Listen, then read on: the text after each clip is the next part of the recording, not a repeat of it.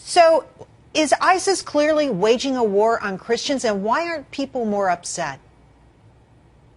Yeah, ISIS is specifically waging a war on Christians and, of course, Jews. And the reason goes way, way back in their history. They believe that Christianity and Judaism is heretical. They believe that Christians and Jews stand in the way of accomplishing global conquest. And people have to understand this. There is a kind of benign form of Islam, people who just go about their daily lives. But in the literature and in the Quran, there is a view that clearly says heretics are to be killed. Not all Muslims hold to that, and we're grateful for that. Some do. But even more significantly, there is an apocalyptic form of Islam. There is an end of the age form of Islam. We would say it's eschatological. It's about the end of everything. And that is the form of Islam that is held in Iran and with ISIS. And let me parallel those two in this way.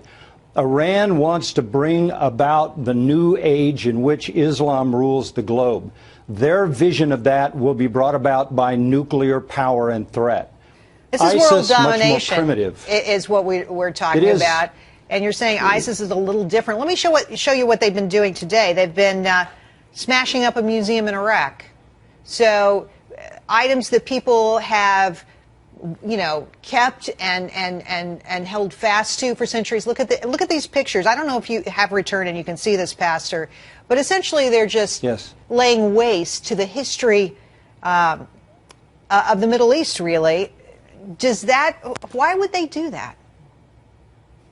Again, anything that is pre-Islamic, and these are ancient artifacts that go back before that, anything that represents anything other than Islam, that they want to demonstrate, this is sort of metaphoric for their power over the world.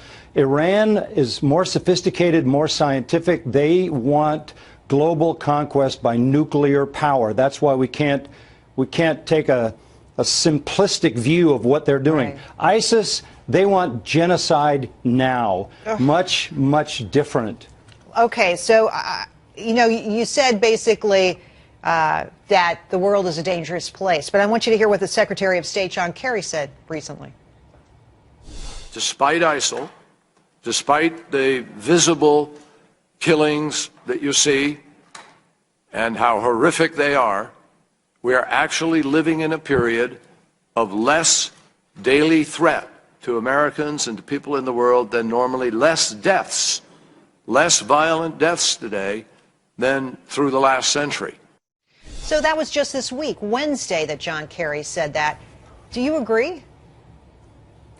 You know, if you just Google one word, Mahdi, M-A-H-D-I, Google that, and what will come up is the entire end of the era, eschatological, apocalyptic vision of extreme Islam. It will show you that they're trying to prepare the world for the coming of the Islamic Messiah. The Messiah comes, the 12th Imam, and he comes to conquer the globe for Islam. If you think this is not serious, then you are completely in the dark, and everybody that you're supposed to protect is in danger. Well, you know, the government's doing nothing, essentially, and the president has said, he won't even say Islamic terrorism. That's not a phrase that will pass his lips. What should the U.S. be doing?